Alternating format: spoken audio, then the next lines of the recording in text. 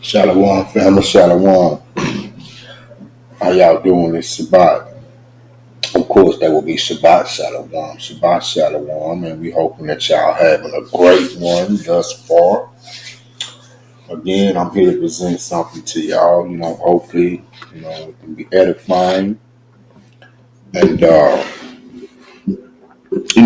can get something out of it that you may can apply to your life, and make the necessary changes towards repentance. And if it ain't nothing but believing in the wrong thing, you know. we must repent, daily, to be honest with you.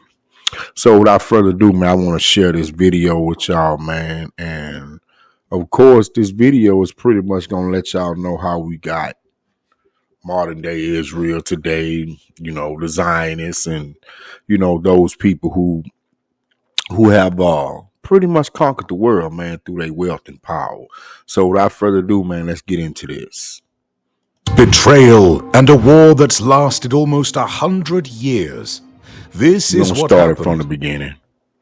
Backroom deals, betrayal, and a war that's lasted almost 100 years. This is what happened when the richest family in the world decided to create their own country.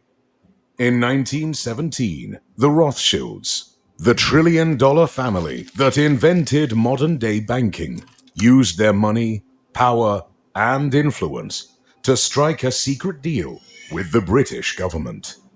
That deal eventually led to the creation of the country of Israel. But what makes this story more bizarre is the crazy personality of the man who orchestrated this deal, Lord Walter Rothschild. That's right, and that British thing that they're speaking of is what's called the Balfour Declaration. The video gonna kind of break that down for you, so I won't have to go into it that much. I was just more so letting y'all know what was being talked about. All right, let's get back to it. Walter Rothschild was an enigmatic mega billionaire with so much money that instead of using horses to pull his carriage, he imported zebras from Africa just to show off. This same billionaire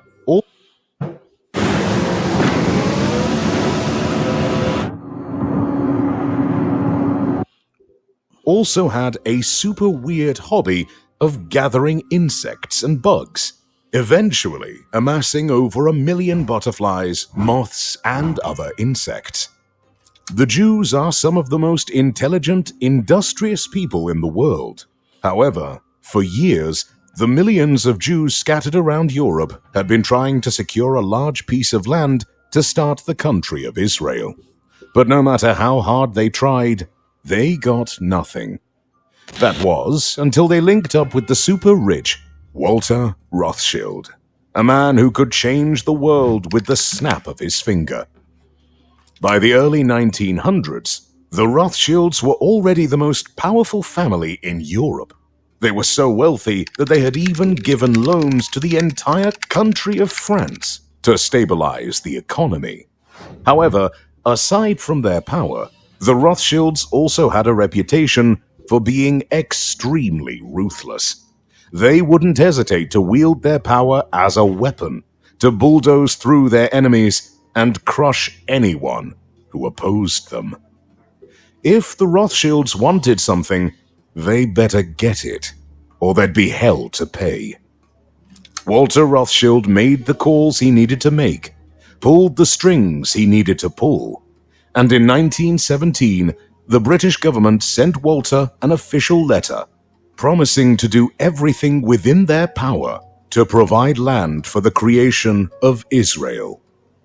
That letter redesigned the map of the world, and if you need proof, we have a copy of that letter.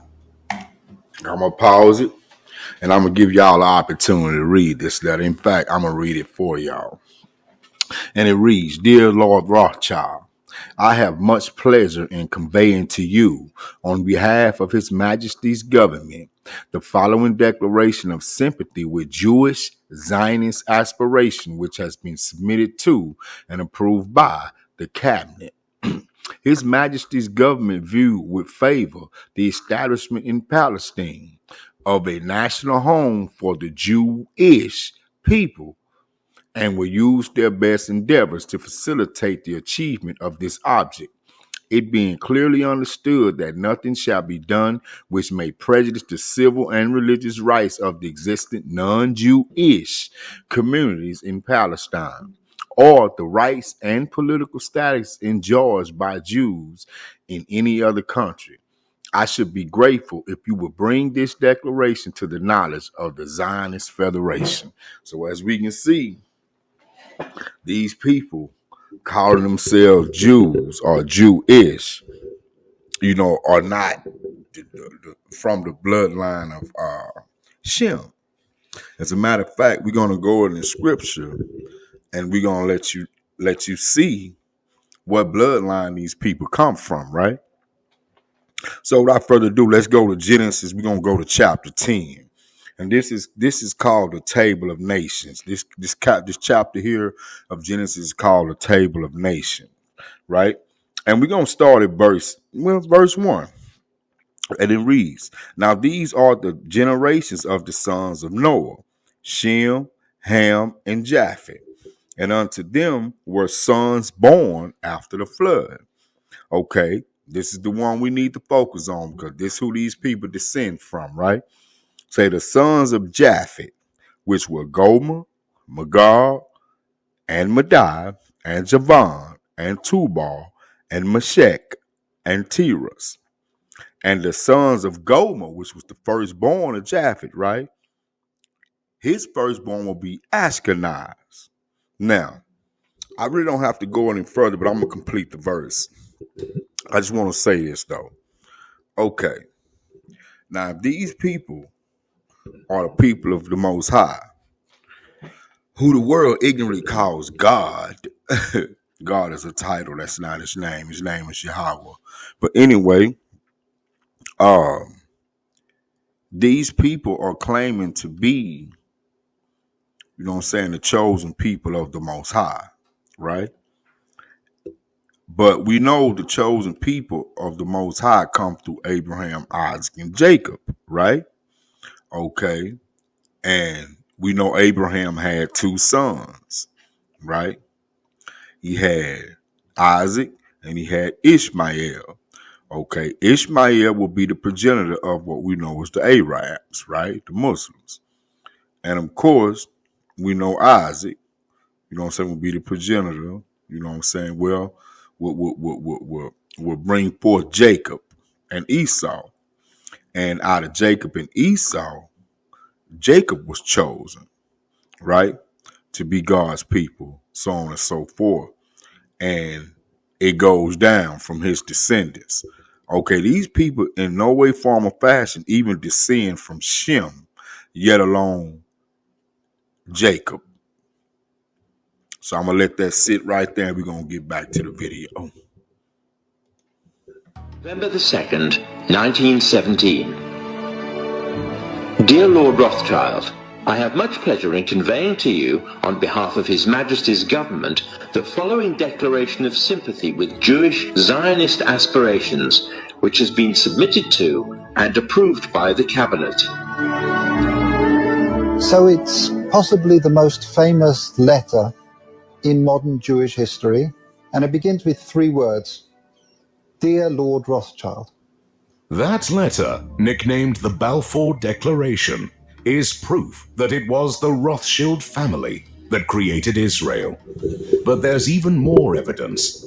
In this interview, the head of the Rothschild family proudly explains how his ancestors created Israel. The interviewer begins by asking the question that was on everyone's mind.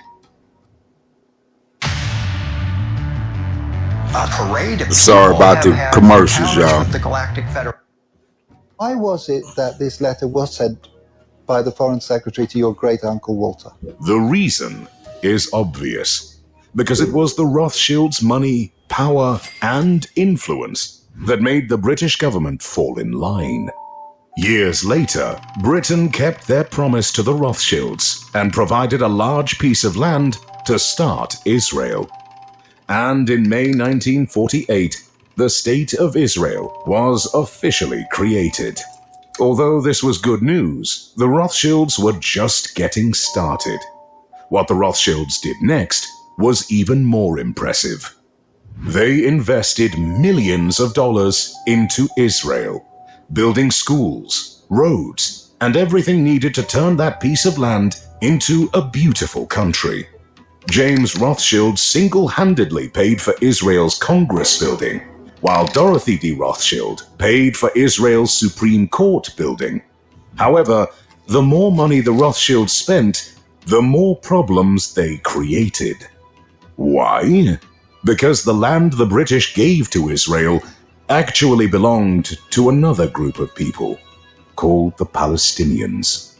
And that land dispute sparked the series of conflicts between Israelis and Palestinians that's gone on for decades. Okay, that we got to address this issue right here about the so-called Palestinians being the rightful inhabitants of the land. Well, those particular people claiming to be Palestinians right now, they descend from these same people. Some of them have Turkish, origins and so on and so forth. In other words, these were the people who came from South Russia and entered into what we know as, the Middle East, which there's really no such thing as that, but came down and interbreeded with these people, through rape, robbery, taking of the land and pushing them out, right? The original inhabitants out.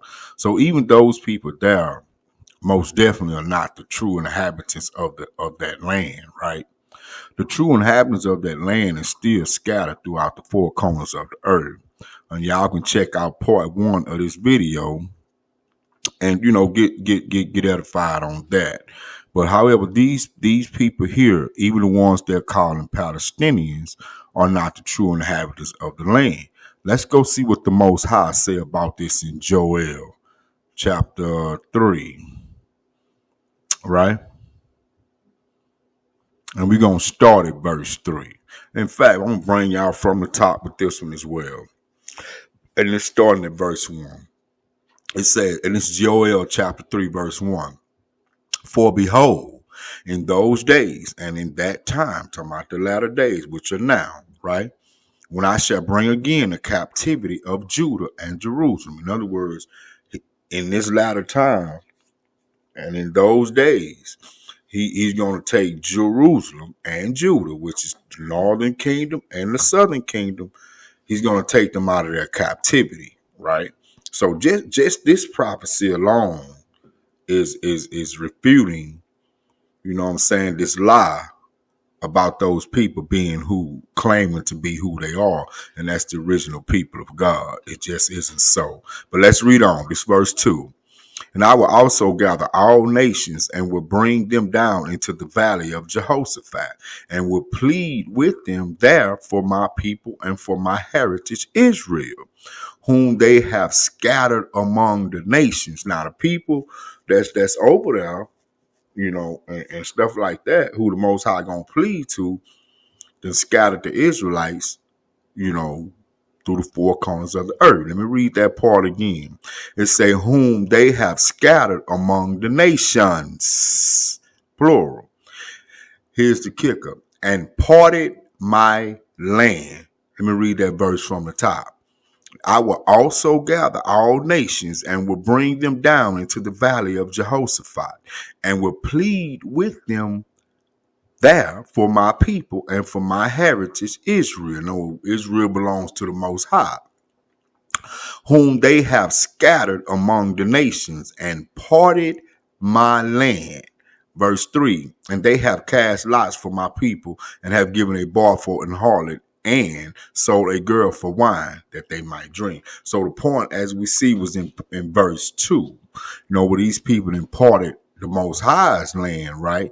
You know what I'm saying? So if these people then parted the land that belongs to the Most High, which we know that land that belongs to the Most High was also the land of the Israelites, who he said in a sentence before that in verse 2 that will be scattered among the nations. These people over there calling themselves Jews, Jewish, or whatever, they are not scattered among the nations, nor are they being released from captivity or awakening from their captivity. So just that alone shoots holes in the lie that they are the chosen people of the Most High. So I just wanted to clear that up about the I call them the fake Palestinians, because they're not the original Palestinians of that land. But just wanted to clear it up about them. So let's move right along with the video. But we're not here to talk about the war. We're talking about power. Specifically, the power of the Rothschild dynasty. Whatever you've heard about how powerful the Rothschilds are is nothing compared to the true scale of their influence. YouTube has dozens of videos about the Rothschilds, but this one is different. Because instead of merely talking about the Rothschilds, we'll sift through centuries of history to reveal 5 times the Rothschild family used money, violence, and power to reshape reality and mold the world in their own image. And this is what the Zionist Jewish people do today, have done, and will continue to do. But of course, we know their rulership is coming to an end, has come to an end. Starting with the time when the Rothschilds invented the banking industry that we have today. And the way they did it is more brutal than you can imagine. The Rothschilds didn't get into banking because they wanted to make the world a better place. They did it because they wanted power. And this thirst for power started in 1744 with Mayor Amschel Rothschild. Now, y'all pay attention to these dates and stuff like that, man, and you're going to see, how these people really have controlled the outcome of history so far. Of course, we know the Most High, raises up kings and stuff just to destroy them, right? So, we'll still check it out. Just check it out. Shield. From a young age, Mayer lived by the code that money is power. But even though he needed money to get power, Mayer was born to a middle-income family living in the ghettos of Frankfurt. However, Mayer had a plan to go from rags to riches. To get started. Not only that, I thought when the Israelites left Jerusalem in AD 7, I thought they went into Africa and some parts of Europe and so on and so forth. I don't know. I digress. I was just thinking.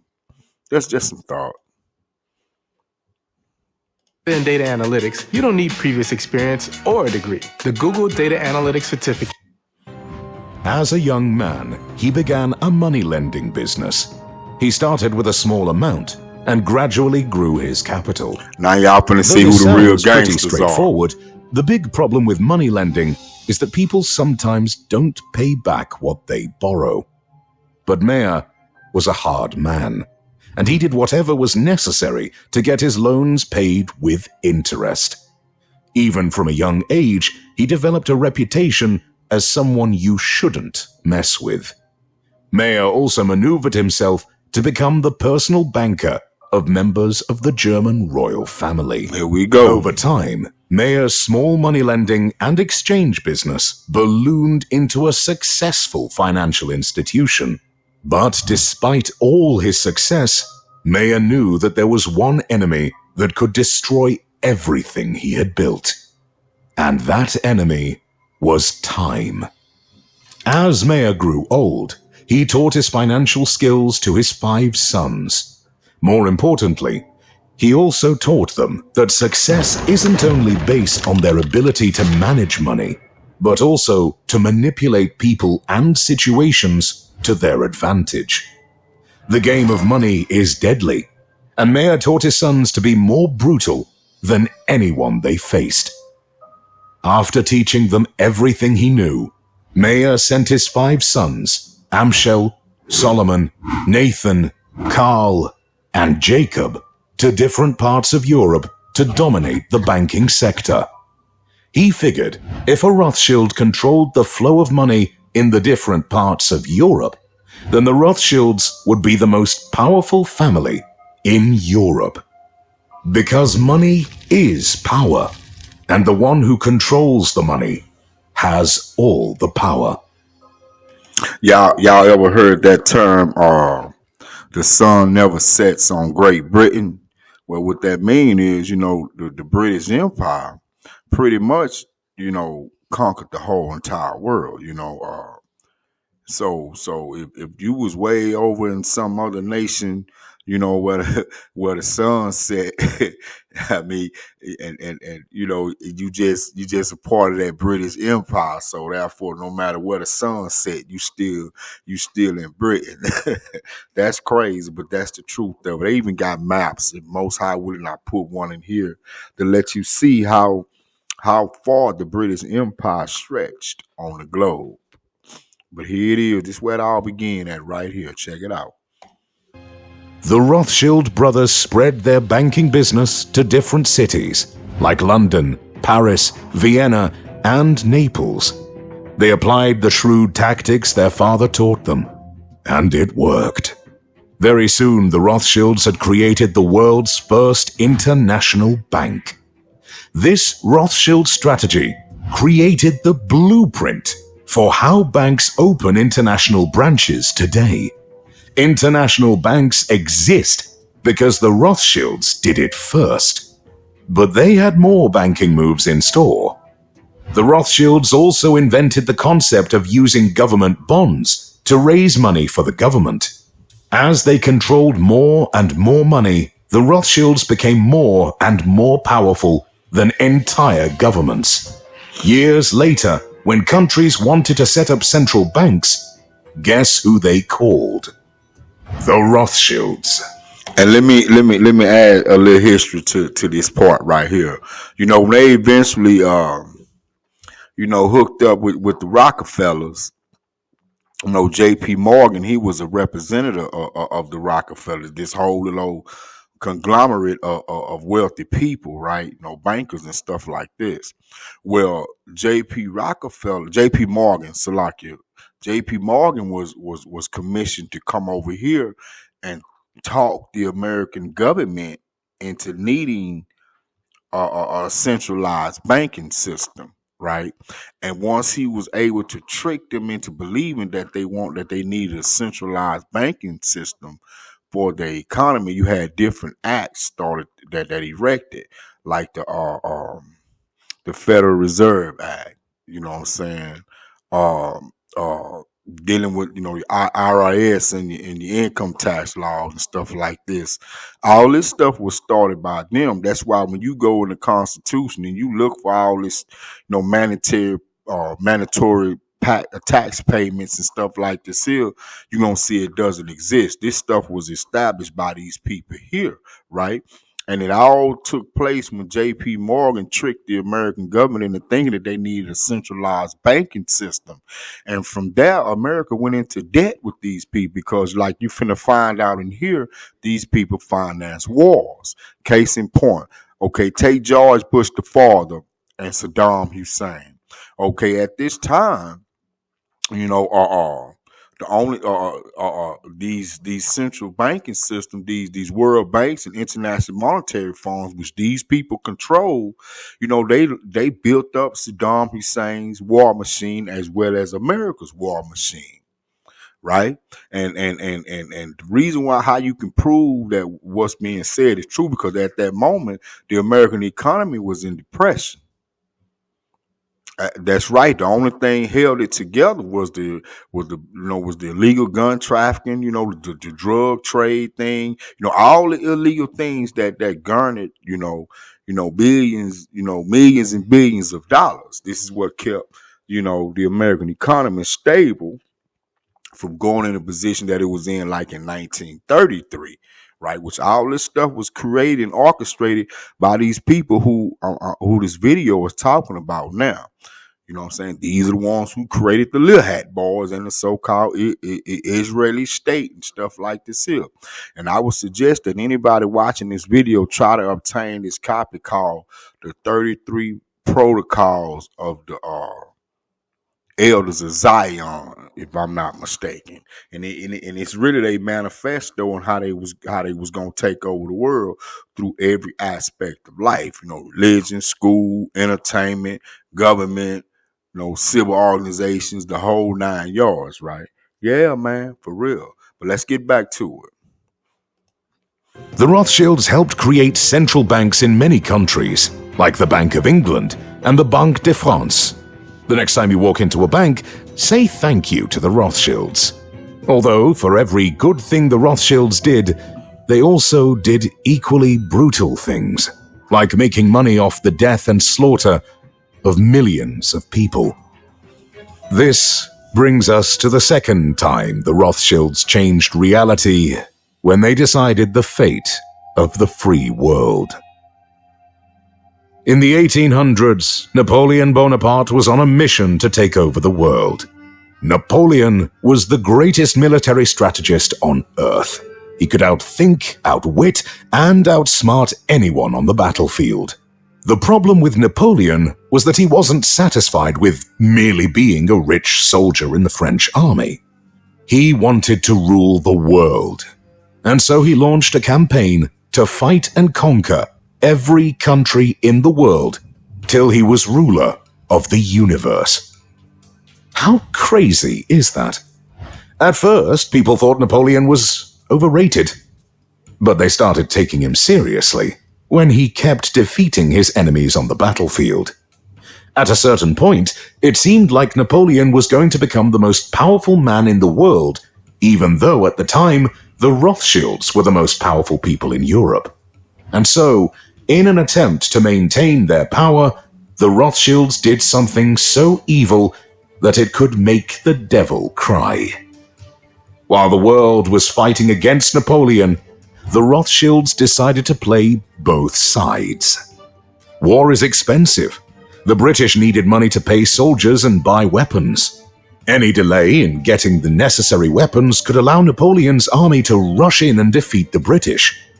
The Rothschilds took advantage of this situation to give quick loans to the British government.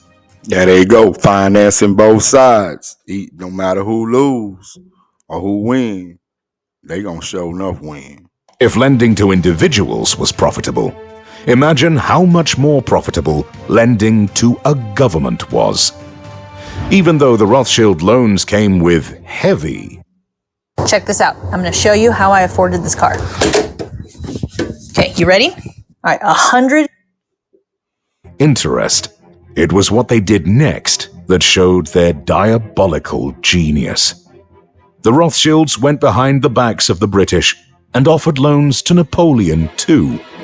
By the year 1815, the Rothschilds were supplying Napoleon with gold and silver to buy weapons to attack the British, and at the same time were supplying the British with money for guns and bombs to attack Napoleon.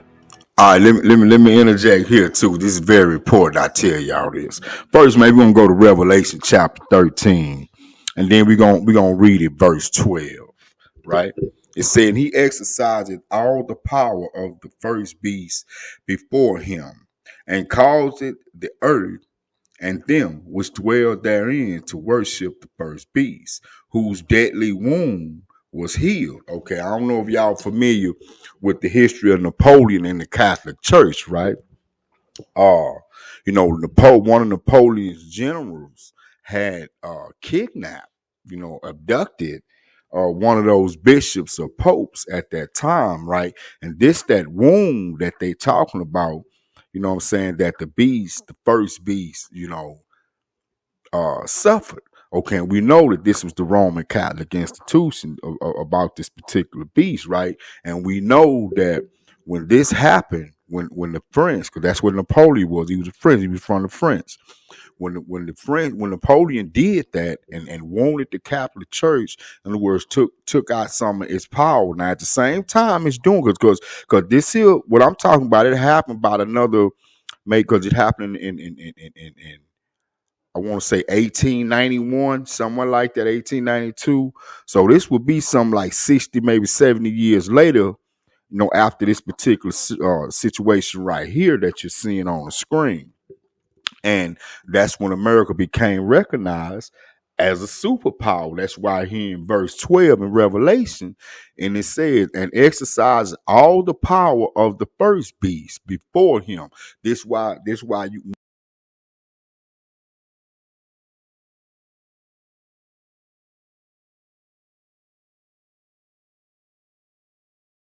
All right, family, we back. We had a few technical difficulties, but we got it underway. So let's, without further ado, let's get back into this here, man. We was reading from Revelations, chapter 13, verse 12, and it reads, "And he exercised all the power of the first beast before him, and caused the earth and them which dwell therein to worship the first beast, whose deadly wound was healed."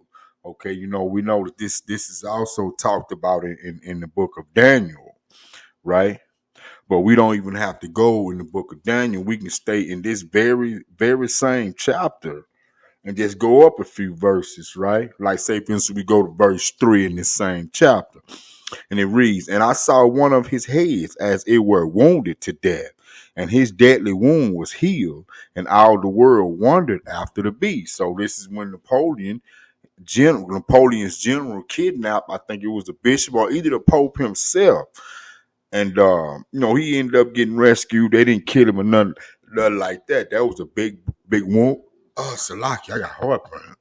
That was a big wound to the Catholic Church, which we know was the power at the time, because the church had already been usurped by the Spaniards. Rodrigo Borgia and his son Cesare Borgia, actually his whole family, and so on and so forth, right? Okay. This was earlier, in the 1500s and stuff like that. But as we can see, at this moment, when Napoleon's general did what he did, that weakened the Catholic Church. And at this time, America was rising to be the superpower on the earth, which it did become that superpower. And that's what's being talked about in these scriptures. Let's read verse 4. It's saying, "They worshiped the dragon which gave power unto the beast, and they worshiped the beast, saying, Who is like unto the beast, who was able to make war with him?" So, as we can see that this was prophecy being fulfilled. Now let's get back to the video. Or, each day hundreds of soldiers were slaughtered on the battlefields because the Rothschilds were funding the war. That's right. Eventually, the war ended when Napoleon was defeated at the Battle of Waterloo. The British coalition forces had won, and they owed the Rothschilds a lot of money. At the end of the war, the Rothschilds were even more powerful. That's right. Instead of celebrating, the Rothschilds had one more card they wanted to play. And to add at this point, and this is what they still do. I don't know if y'all familiar with with George Bush the father and Saddam Hussein, the Desert Storm stuff, man. The American economy had went into depression at that time, and the only thing held it stable, was the illegal gun trafficking, the drug market, other black market deals, are lucrative deals that brought millions, if not billions of dollars that were kept the American economy stable. While you had the world bankers and the International Monetary Fund, which the Rothschilds all over again, financing America as well as Saddam Hussein's war machine. And this is what enabled America. This is what causes America to go into even deeper debt, with these people. And by the time they played that card, their wealth would increase 100-fold in just 24 hours. This is the third time the Rothschilds played the world. Remember when we said Napoleon was defeated at the Battle of Waterloo? While everyone saw it as a final battle for control of the world, the Rothschilds saw it as an opportunity to increase their wealth. And they did it in the most terrible way. To understand what they did, you need to understand how the stock exchange and bonds work. But we'll explain it as simple as possible. The Rothschilds knew that if Napoleon won the battle, everyone in Britain would be disappointed. And that disappointment would affect the price of the pound sterling on the stock exchange, because the pound sterling is the official currency of the British. On the other hand, if the British won, then the pound sterling would become more valuable and increase in price on the stock exchange. And so, Nathan Rothschild paid a spy to wait on the battlefield to see who won the battle. So the spy watched the battle from his hiding place and saw that Napoleon was defeated. What he did next was legendary. The spy sent a pigeon to Nathan, informing him that the British had won. This meant that the pound sterling was going to be more valuable on the stock market. But nobody else knew the British had won because the official British horse messenger hadn't arrived in London yet. Nathan knew something nobody else did, and he used this information in a way only a heartless man would. Instead of celebrating Britain's victory, Nathan ordered his agents to spread fake news that Napoleon had won. When people heard, And guess what? They still doing it today, man. They call themselves the fact checkers. Yeah, these the same old people, man. See, the thing is, the reason why these folks took control of the media, Hollywood, and all this stuff here, so they can control the narrative. You know what I'm saying? Anything that may occur, right, that they need to control, right? This is why, you know, we have certain distractions. This is why the media will play certain things over and over and over and over and over in the news all day. And you know, and I've seen videos where people did little experiments to show you how this stuff is all scripted, right? They'll have the video I saw, it had all the newscasters from different news outlets across the country, right? And they were all saying the same exact thing. Now, these news outlets, news companies were, you know, cities apart, states apart, and so on and so forth. How could they all be? What is the possibility of all of them coincidentally saying the same exact thing at the same exact time, reporting about the same exact news incident? Yeah, I know. It's all scripted, man. Let's go. These people is see what we have to understand. These people, they are getting their power, their wisdom, their knowledge, their ability to do things and stuff like that, manipulate the masses and all this stuff from Satan. This is why Hamashiach called them the synagogue of Satan. They are the chief house of Satan. Let's move on. this fake news, it caused panic selling of the British bonds on the stock exchange. The panic selling caused the price of the pound sterling to drop. And then Nathan, the same man who spread the fake news, ordered his agents to buy up all the bonds people were selling at rock bottom prices. 24 hours later, when the official government messenger arrived with news that the British had won, it was already too late. The British victory made the pound sterling shoot up in value. And because the Rothschilds had bought so much on the stock market, it made the Rothschilds incredibly wealthy overnight. According to reports, the Rothschilds made the equivalent of $6 billion due to that single move. And this set the stage for the next time Rothschilds changed the world by controlling how people think. Here's how they did it. The Rothschilds had amassed more money than they could spend in their lifetime, and the 5 sons taught their children the same lessons their father had taught them. Very soon, the next generation had the opportunity to put those lessons into practice.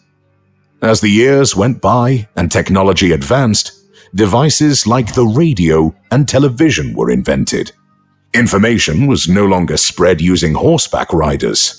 All you had to do was switch on the radio or TV, and you could see and hear news from all over the world. This was a new era, and the Rothschilds saw it as a threat. They had lived their lives by the principle that money is power. But this new generation of Rothschilds realized that information is a new form of power. And it really is. Take the Diddy situation for an example. You know, this man got blackmail footage on just about everybody in the industry, if not throughout the world. All these prominent and elite people, you know, the Prince Henrys and the presidents and people like this here, man. He got dirt on them, information. You know what I'm saying, which enabled him to have power over them. That's why, it took 3 decades for this stuff really to hit rock bottom, because people was not saying anything. This man had the power over them because he had information on them. It's the same thing, man. What is up on being done in the upper echelon of society with the elites and people like this, or what is done at the bottom, the bottom rung, you know what I'm saying, of society's ladder, it's going to be the same principle. If you can control the information people hear, you can control what they do. According to sources, the Rothschilds secretly invested in media companies, television networks, Hollywood production studios, and newspapers. The data on exactly how many media companies the Rothschilds own is difficult to find. However, with an abundance of money, they could pay whatever price to gain control of the world's media. The Rothschilds controlled the flow of money for decades and then captured the flow of information as well. That's right. And you know what? I know some scripture come to mind, y'all, and I got to bring this out, right? We're going to be going to Ephesians chapter 6. And we're going to start at verse 11, where it say, put on the whole armor of God, that ye may be able to stand against the wiles of the devil. And that's WILES. What do that word mean for those who don't know? Let's see. It means schemes. Your schemes, your scams, your shenanigans, and all this stuff here, right? It goes on to say, for we wrestle not against flesh and blood, but against principalities, against powers, against the rulers of darkness, Salakia, of the world, against spiritual wickedness in high places, right?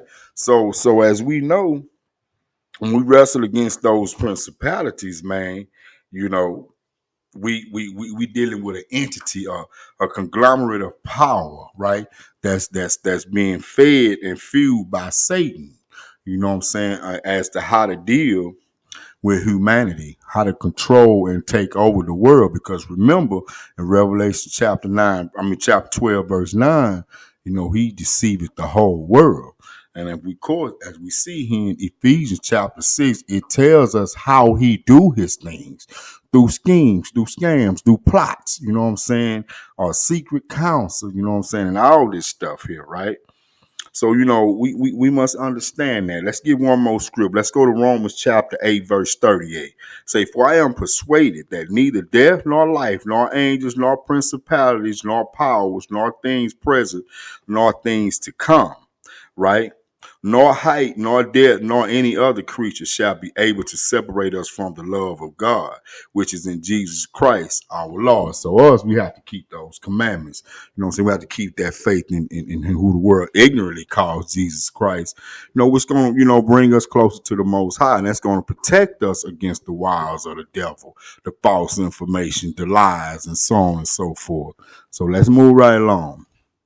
They were now in a position of power that no one in the world had ever seen before. The Rothschilds' fifth chess move is right out of their playbook. Apart from media, the Rothschilds made investments in other industries.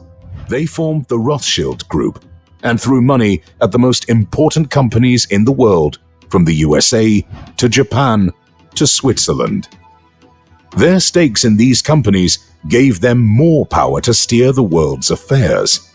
If they wanted to, they could influence the price of items and control the demand and supply of products and services. No one exactly knows how much the Rothschilds actually have because they've become extremely private. Although estimates say the Rothschilds own assets worth $1 trillion or more. Man. Whatever the exact amount. Man, y'all know that is, $1 trillion. Now look, family. It's over 6 billion people on the planet. Right at 7 billion people on the planet. These people have enough money to give everybody on the planet $1 billion and still be the richest people on the planet. Come on, man. That don't make no sense. That's ridiculous. If the amassing of that type of wealth don't come from some type of evil, wicked, spiritual entity, man, it just no way a mortal man without the help of some type of, principality, you know what I'm saying, to amass that much amount of wealth, unless he's fueled by some type of wicked principality. It just ain't no way around it. I just refuse to believe that one man in his own carnal and mortal thoughts can amass that much wealth on his own. It has to be some type of entity behind all that. Anyway, I digress. Let's go. The Rothschilds are definitely sitting on the largest pile of wealth in history. The Rothschilds are the ultimate rags to riches story. They are living proof that money is power, and that with enough power, you can rule the world. Yep. And with that, family, man, I hope y'all got edified from this here. You know what I'm saying? Keep in mind that more content is coming, the Most High willing. We're going to try to keep the lost sheep fed. Like I say, just bear with us. We working diligently, to do the will of the Father as well as service our fellow man, So until then, please like, subscribe, share the channel, get more people aware of this type of information, because believe it or not, these people still exist and they still running the world today. Of course, we know it's coming to an end. So being that we know that their rulership is coming to an end, they're going to be desperate to try to maintain that power and that rulership. So therefore, they're going to be doing any and everything, man, to keep us, away from the Most High and giving all our power and glory to Satan, because that's how he controlled us. So again, please hit that like button, subscribe, and share. And with that, I'm going to say Shabbat Shalom.